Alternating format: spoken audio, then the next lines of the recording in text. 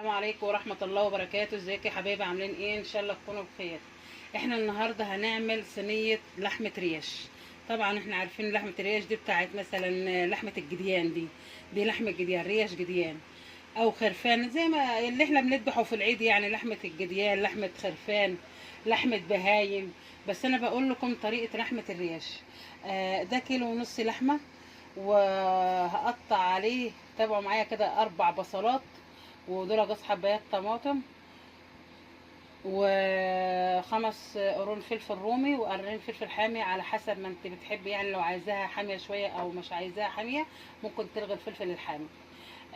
بحط ده، بقطع الفلفل الرومي مع الطماطم مع البصل، واحط عليهم معلقه من الحبهان مطحون، معلقه صغيره، واحط عليهم معلقه فلفل اسود.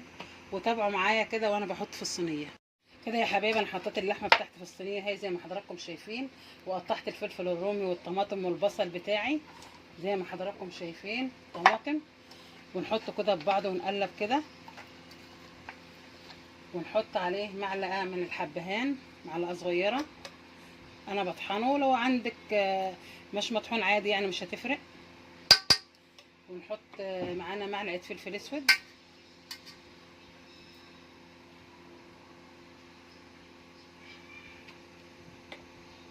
ونقلب كده ببعضه.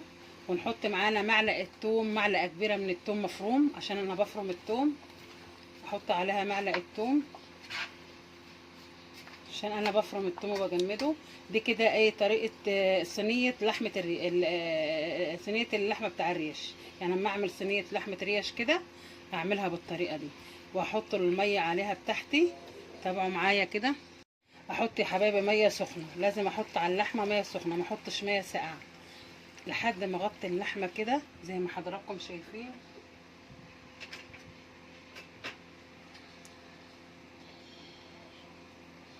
اغطي اللحمه بالميه كده،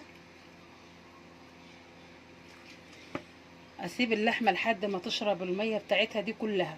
وبعد ما تشرب الميه يكون فيها حبه بسيطه، اجي ندخلها الفرن على حسب ما بتحبي. يعني انت ممكن ما تدخلهاش الفرن وتقلبها شمال ويمين في الاخر كده، في اخر ما بتتشرب بقى الميه وتقلبها شمال ويمين كده، مش محتاجه تحطها في الفرن. لو انت بتحبها متحمره شويه ممكن يكون فيها برضو حبه من الشوربه كده بسيطه، تيجي ندخلها الفرن. لكن انا بسويها كده على البوتاجاز لحد ما تستوي. وبعد كده لو انا عايزه اخليها تاخد وش كده اجي مدخلها الفرن يكون فيها حبه من الشوربه بسيطه. المهم ان هي تشرب الشوربه بتاعتها، تسيبيها كده على ما تشرب الشوربه ديت، هتبص تلاقيها استوت معاكي.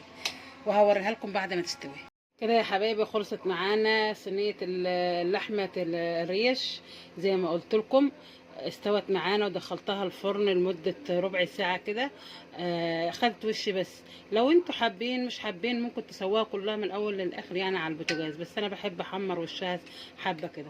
فهي دي صينيه اللحمه الريش اللي هي لحمه الجديان. دي لحمه الجديان. ممكن تعملي ريش بتاع لحمه بهايم، ممكن تعملي ريش بتاع خرفان، يعني اي نوع من لحمه الريش بالطريقه ديت، بنفس الطريقه اللي انا عملتها ديت. وخلصت معانا اللحمه. وكل عام وانتم طيبين، وتعود عليكم الايام بخير. وانا عملتها بنفس الطريقه دي، هتعجبكم جدا جدا. تعملوها وتاكلوها بالف هنا وشفا. ما تنساش تفعلوا الجرس وتدوسوا لايك عشان يوصلكم كل جديد. والسلام.